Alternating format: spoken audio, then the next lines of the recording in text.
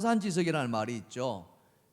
다른 산에 하찮은 돌이라도 내 옥을 따듬는 데 쓰인다, 이렇게 해서 남의 하찮은 일이라 할지라도 내가 수행하는 데 도움이 될 때 타산지석이라는 말을 씁니다.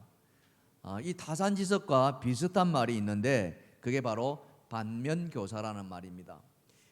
의미는 굉장히 비슷한데 내용이 달라요. 뭐냐면은 이 반면교사는 다른 사람의 잘못된 것을 보고 깨닫는 거죠. 이것은 아니야 라고 보고서 나는 안 그래야지 하는 것을 반면교사다, 이렇게 생각합니다. 오늘 본문의 주인공 아브라함에게서 우리가 이 반면교사를 할 점이 있다라고 보아집니다. 아브라함은 하나님의 말씀을 따라 약속의 땅 가나안 땅에 들어가 그곳에 장막을 치고 정착하지요. 그런데 얼마의 시간 후에 그에게 기근이 찾아옵니다. 여기서 기근이라면은 가뭄으로 인해서 흉년이 들고 이 먹을 양식이 없어서 굶주리는 것을 말하는 겁니다. 심지어는 죽게까지 되는 거죠. 최근 뉴스를 보면은 우리 지구 반대편에 있는 남미 아르헨티나가 극심한 가뭄에 들고 있답니다. 지도를 잠깐 보시면은 저기가 이제 남미 지역인데요. 저 붉게 칠해진 부분이 가뭄으로 타들어가고 있는 땅이에요. 지도상으로 저렇게 표시되어 있습니다만은 우리나라보다 우리나라 전역이 다 가뭄이다, 이렇게 해도 뭐 틀린 말이 아닐 정도로 엄청난 가뭄에 지금 시달리고 있는데요. 그냥 비가 안 오는 정도가 아니라 다음 사진 보시면은요, 사진 하나 더 보여주세요. 저기 보세요. 저게 소입니다. 이 아르헨티나가 소를 엄청나게 키우거든요. 우리처럼 뭐 20마리는 키우는 게 아니라 한 농장에 막 2,000마리, 3,000마리 키운대요. 그래서 풀어놓고 이렇게 키우는데 저 소들이 그냥 이 가뭄으로 인해 가지고 다 죽고 가고 있다는 거예요. 저게 기근입니다, 여러분. 그냥 기근 그냥 가물거나 이게 아니라 가축과 짐승, 심지어는 사람까지 이렇게 죽어가는 이 엄청난 재난이 바로 이 기근이다라고 보시면 좋겠어요. 가나안에 들어간 아브라함에게 이 기근이 찾아왔고, 어쩌면 이 기근은 아브라함에게 인생 일대의 큰 위기를 맞게 되는 것이었어요. 이 위기 앞에 아브라함은 어떻게 대처했는가, 이게 우리가 살펴볼 중요한 포인트입니다. 그래서 아브라함이 그 삶을 보면서 우리가 저러면 안 돼야 되겠구나 하는 반면교사를 삼아봐야 되는데요. 자, 첫 번째 주제입니다. 자, 이 기근 앞에 아브라함은 어떻게 했는가? 가나안을 떠나 어디로요? 애굽으로 향했다, 이겁니다. 자, 오늘 본문 10절입니다. 자, 그 땅에 기근이 들었으므로 아브라함이 애굽에 거류하고 거리로 내려갔으니 이는 그 땅에 뭐가 심했다? 기근이 심했다. 자, 여기 그 땅이라는 건 어떤 땅입니까? 가나안 땅이죠. 하나님의 말씀을 따라 들어갔던 땅이었습니다. 약속의 땅이었죠. 이 약속의 땅이라는 것은 곧 하나님의 인도하심과 허락받은 땅입니다. 그리고 그 땅을 후손에게 물려줄 것이라고 하나님은 약속했습니다. 그래서 그 땅을 들어갔을 때 아브라함이 제일 먼저 했던 게 뭐였습니까?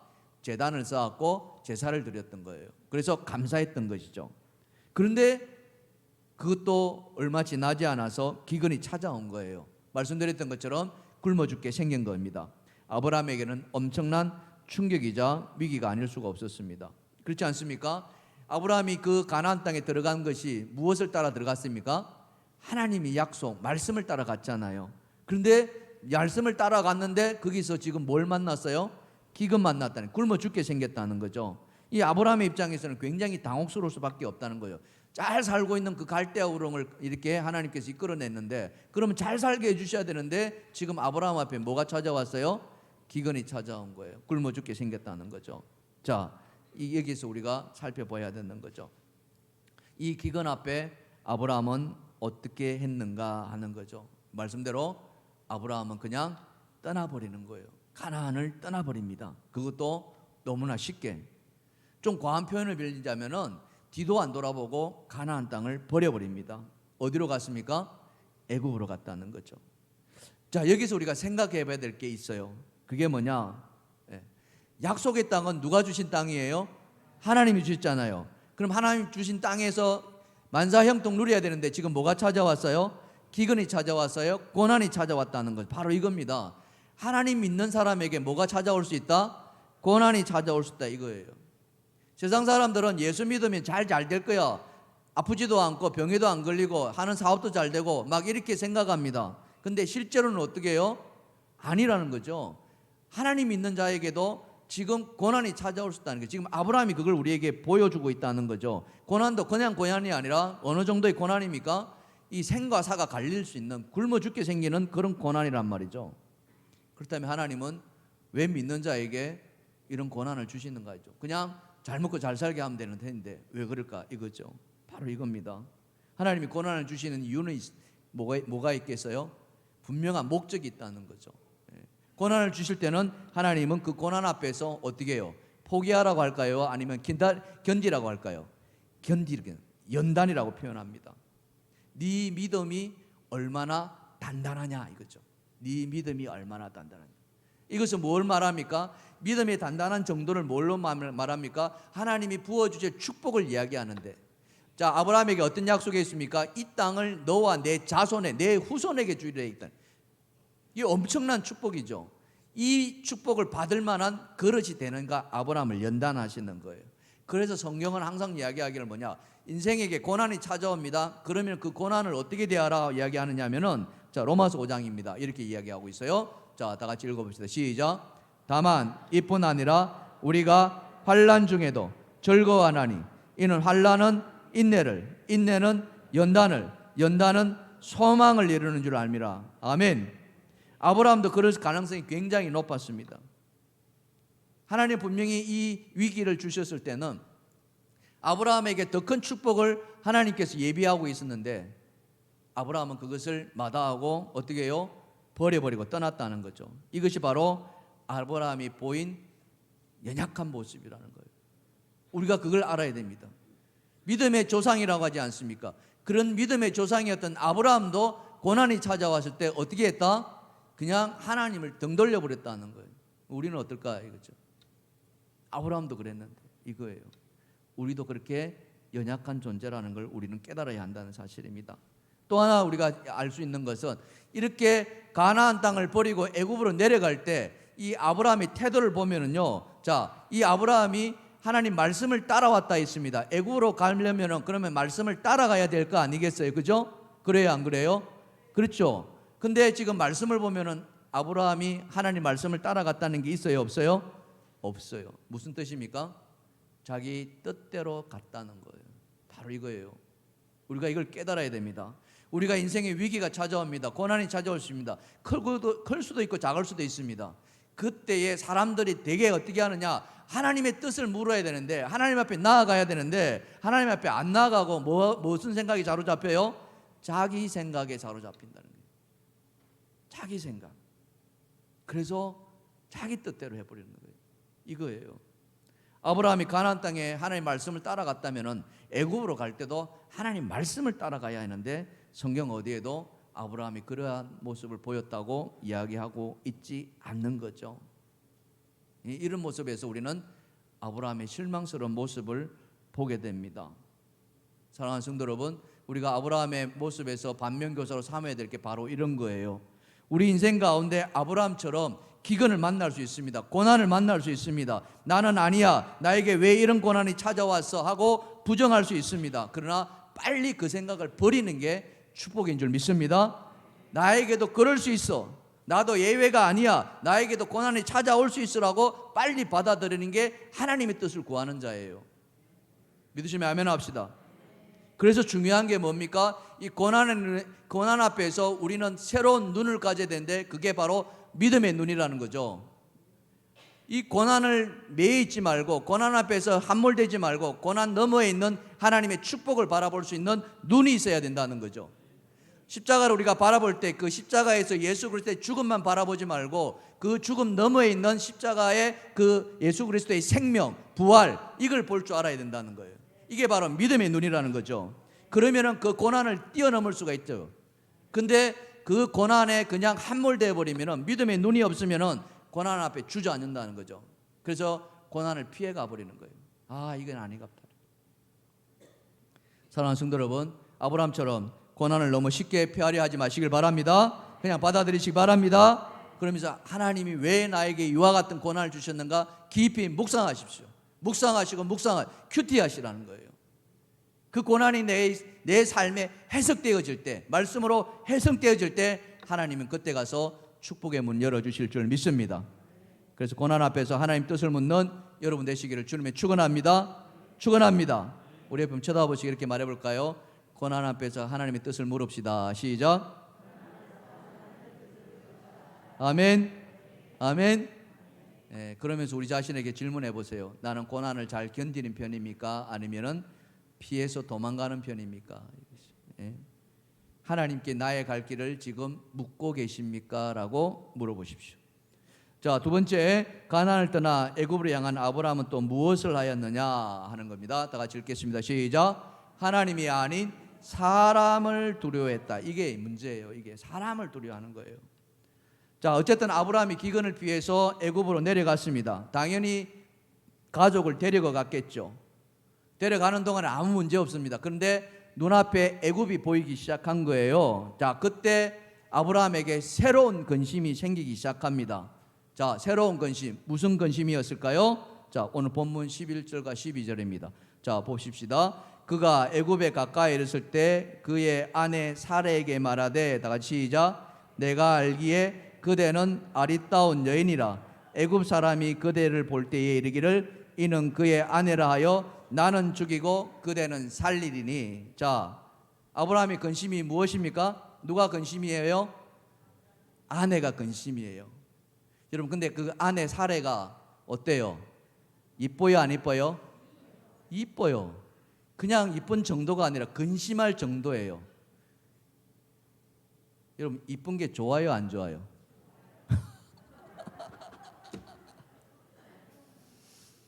근데 이쁜 것 때문에 지금 뭐하게 생겼어요? 죽게 생겼다니까. 이게 옆에 사람 쳐다보시고요, 안 생겨서 감사합니다.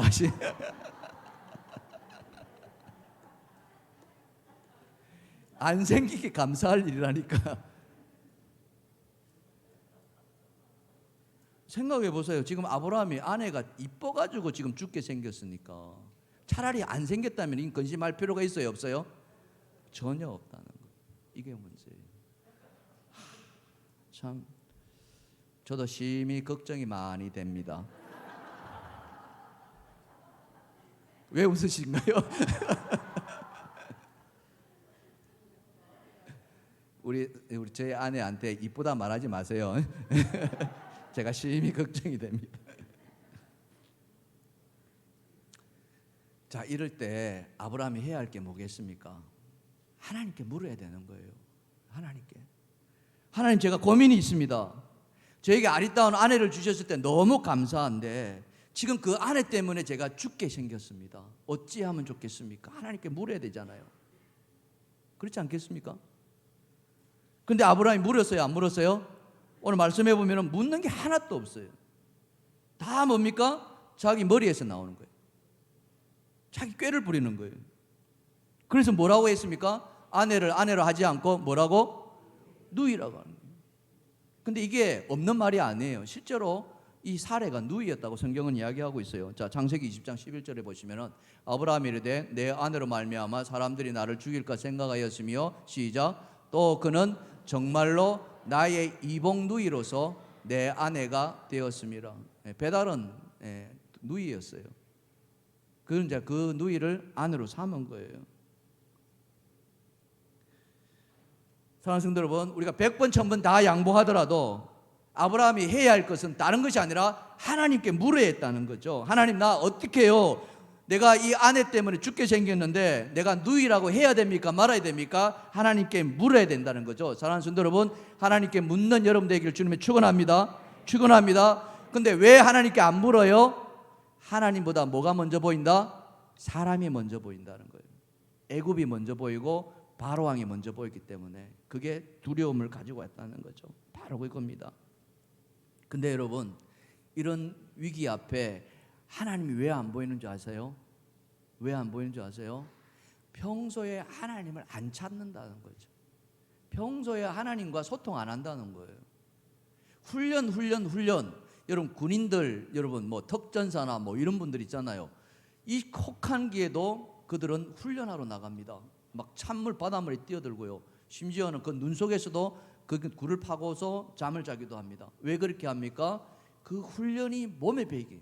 그래서 어떤 위기가 오더라도 그 훈련된 대로 하게끔 하기는 거예요. 우리는 다를까요? 우리도 마찬가지예요.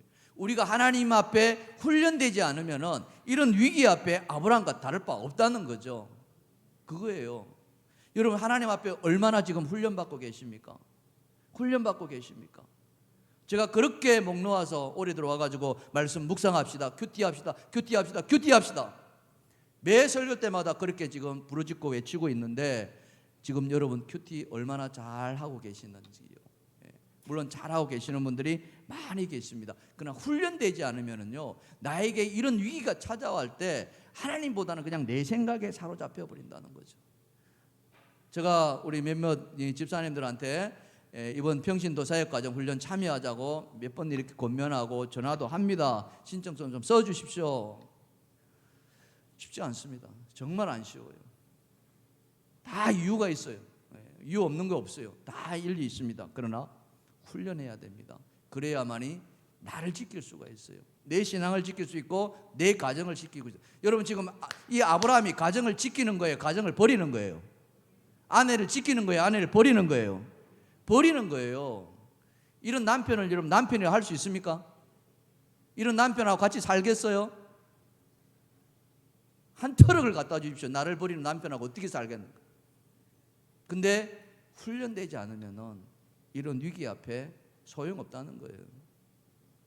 철석같이 남편 믿고 살아왔는데 한순간에 자기가 살겠다고 아내를 버려버리는 이런 남편, 이게 오늘 우리들의 모습 아니겠느냐 이거죠. 나는 아니라고 누가 장담할 수 있겠습니까?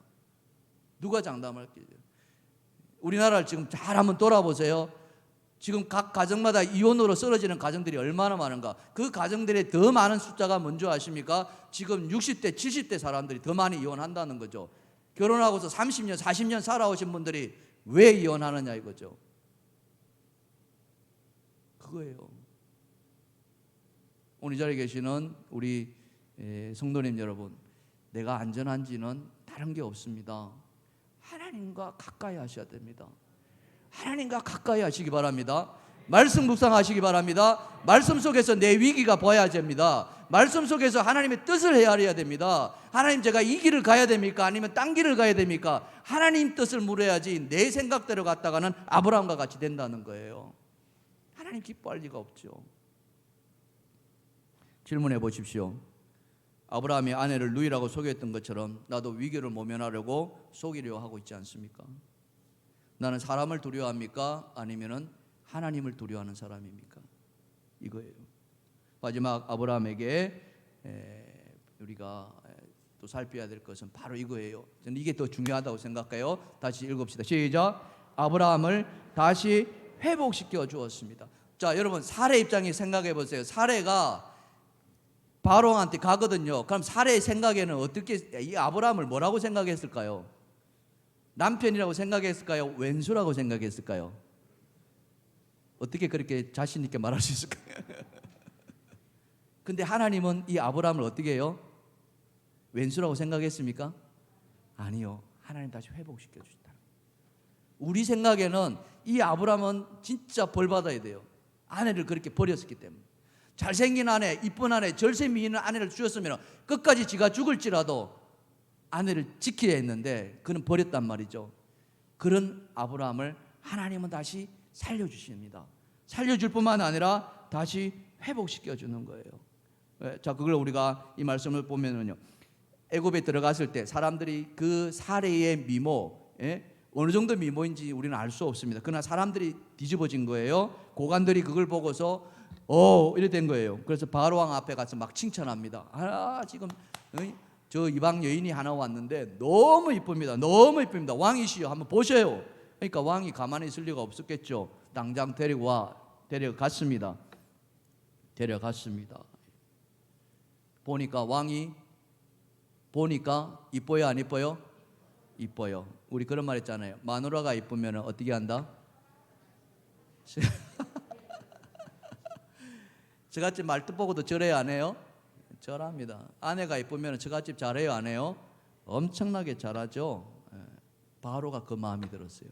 자, 14절 16절 보세요. 똑같아요. 다르지 않아요? 자, 읽어봅시다. 시작. 아브라함이 애굽에 이르실 때 애굽 사람들이 그 여인의 심히 아름다움을 보았고 바로의 고관들도 그를 보고 바로 앞에서 칭찬함으로 그 여인을 바로 궁으로 이끌어들인지라. 그 다음입니다. 시작. 이에 바로가 그로 말미암아 아브라함을 후대함으로 아브라함이 양과 소와 노비와 암소와 나귀와 낙타를 얻었더라. 이게 가능할 이야기냐 이거죠. 바로가 감동 먹은 거예요. 예? 근데 바로는 이 사례가 아내인지 몰랐겠죠. 누이라고 속였으니까. 근데 자기 새로운 아내를 얻었는데 너무 이쁘니까 너무 고마워가지고 이 바로한테 그냥 엄청난 부를 안겨줍니다. 여기 보세요. 양과 소와 노비와 암수 나귀와 낙타, 노비를까지도. 졸지에 아브라함이 기근피에 갔더니 뭐가 됐어요? 부자가 된 거예요. 엄청난 부자. 자, 아브라함은 좋았을까 슬펐을까? 좋았을 것 같아요? 슬펐을 것 같아요? 여러분 이런 걸 보고 뭐라 그럽니까? 여러분 동양화를 하시면 뭐라고 합니까? 땡 잡았다 뭐 이런 말도 표현하더만요. 그러나 모르겠습니다. 요즘 하시는지 모르겠는데 만약 그랬다면 아브라함은 진짜 죽일 놈이겠죠. 하나님이 그렇게 생각하지 않으셨던 것 같아요. 아마 아브라함이 양과 소비와 암수 나귀와 낙타를 얻었을 때 아브라함은 엄청나게 그때서야 땅을 치고 후회했는지도 모르겠습니다. 내가 아내를 버렸더니 이런 부를 얻었구나. 그러지 않겠습니까? 예? 어떻게 아내를 버렸는데 이런 부를 내가 만약 그걸 가지고 좋아했다면은 진짜 몹쓸 인간이었겠죠. 그러나 하나님은 아브라함을 그렇게 안 보셨다는 거예요. 아브라함의 중심을 보셨다는 거죠.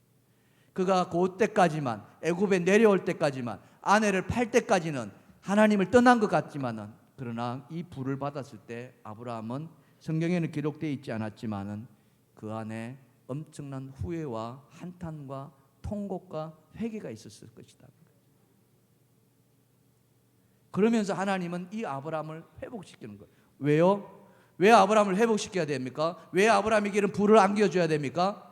그것은 하나님의 뜻과 계획이었다는 거죠.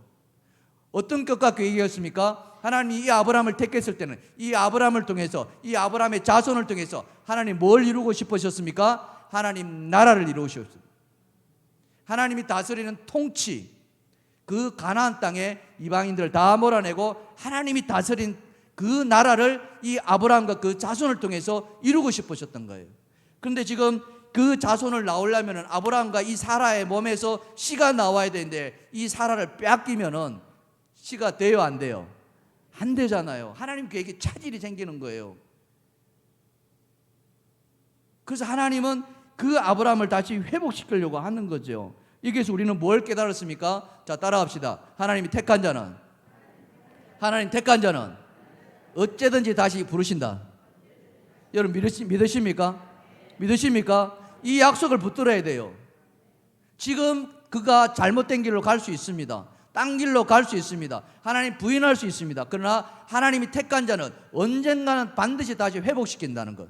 그래서 우리는 해야 할 게 뭐겠습니까? 그 회복을 위해서 뭘 해야 돼요? 하나님 앞에 기도해야 된다는 거죠. 말씀을 붙들고 기도해야 된다는 겁니다. 그 시작이 뭐였습니까? 하나님이 그것을 회복시키기 위해서 오늘 본문 17절 자 봅시다. 시작. 여호와께서 아브라함의 아내 사레의 일로 바로와 그 집에 뭘 내렸어요? 큰 재앙을. 이 바로가 지금 재앙을 받을 일입니까? 아니잖아요. 왕으로서 얼마든지 할 수 있는 일이잖아요. 근데 하나님은 그 바로와 그 집에 재앙을 내렸습니다. 그러면서 후회하기 시작하는 거예요. 그게 19절과 20절입니다. 자, 아브라함을 불러서 이렇게 말합니다. 네가 어찌 그를 누이라 하여 나라가 그를 데려다가 아내로 삼게 했느냐. 네 아내가 여기 있으니 이제 데려가라. 필요 없다 이거. 미모도 뭐고 다 필요 없다. 얼마나 하나님의 재앙이 컸으면 이런 말을 했겠습니까? 바로가 사람들에게 그 일을 명하며 그들이 그와 함께 그의 아내와 그 모든 소유를 보내버렸다. 소용없다. 필요 없다는 거예요. 이게 하나님의 뜻이라는 겁니다. 여러분 이 말씀 속에서 하나님이 뭘 말씀하시는가를 깨닫길 바랍니다. 우리 인생 가운데 고난이 찾아올 수 있습니다. 엄청난 위기, 기근입니다. 삶과 죽음이 가로막는. 그때 사람들이 하나님과 소통하지 않으면은 이 아브라함처럼 어떻게 해요? 하나님 뜻하고는 상관없이 각기 제 길로 갑니다. 이사야 선지자가 말씀하셨잖아요. 우리는 다 양 같아서 각기 제 길로 각근을 여호와께서는 그의 모든 죄악을 예수 그리스도에게 담당시키셨다. 그러나 그 아내가 넘겨지고 그의 손에 부가 왔을 때 이 부는 얼마나 좋습니까? 얼마나 바라는 바입니까? 그죠? 근데 여러분 이 부가 손에 들어왔을 때 깨닫는 은혜가 있기를 주님의 축원합니다. 축원합니다. 왼수 같은 아내가, 왼수 같은 남편이 내 곁에 잠시 떠났다고 할렐루야 이제 살만납니다 이게 아니라, 그게 아니라 정말 하나님 앞에 통곡하며 하나님을 깨닫는 그런 은혜가 있을 때 하나님을 회복시켜 주신 줄 믿습니다. 그런 회복이 있기를 주님의 축원합니다. 끝까지 견뎌야만 합니다. 예수님이 말씀하시잖아요. 끝까지 견디는 자는 구원을 얻으리라. 마음에 상심해가지고 왼수 같아가지고 헤어질 수 있습니다. 떨어질 수 있습니다. 그러나 붙들어야 됩니다. 우리가 하나님을 붙들었다면, 하나님이 나에게 이것을 허락하셨다면 거기에는 분명한 하나님의 뜻이 있다. 그 하나님의 뜻을 내 마음대로 가르려고 하지 마십시오. 그건 하나님 앞에 또 다른 죄를 짓는 겁니다. 내 생각을 내려놓는 여러분 되시기를 주님의 축원합니다. 축원합니다. 해가 바뀌어서 어느덧 한 달이 지나가고 있어요. 여러분 이 한 달 동안에 무엇을 하셨습니까? 하나님 말씀과 얼마나 실험해 보셨습니까? 하나님 앞에 얼마나 시간을 들이며 내 몸을 들이며 헌신하려고 애써 보셨습니까? 그러나 아직 늦지 않았습니다. 사랑하는 성도 여러분, 하나님은 오늘도 우리를 부르시고 계시는 줄 믿습니다. 하나님 앞으로 나오시길 바랍니다. 하나님 앞에 자신을 드리시길 바랍니다. 하나님 말씀을 붙드십시오. 하나님 말씀만이 우리를 살릴 수 있는 유일한 길임을 믿으시기 바랍니다. 하나님은 결코 하나님이 택한 자가 잘못되기를 원치 않으십니다. 그 모든 것은 하나님께서 주시는 연단이고 그 연단은 인내를 이루고 인내는 소망을 이룬다는 말씀을 믿고 감사하시기 바랍니다. 그런다면 하나님은 이 아브라함에게 그 애굽에 내려갔을 때, 다음 시간에 우리가 살펴보겠습니다. 애굽에 내려갔을 때 기근을 피해 내려갔지만 애굽에서 올라올 때는 어마어마한 부자를 하나님께서 만들어 놓고 올라가신다는, 이게 하나님이시라는 거죠. 그 하나님을 붙드시길 바랍니다. 그렇다면 오늘 이 시간에 여러분에게 큰 은혜가 임하기를 주님의 축원합니다. 축원합니다. 우리 찬양 같이 불러봅시다. 이 찬양, 우리는 날마다 연약하고 무너지고 실망할 수밖에 없는, 그렇지만 하나님은 끝까지 우리를 사랑하신다고 이렇게 이해하십니다. 자.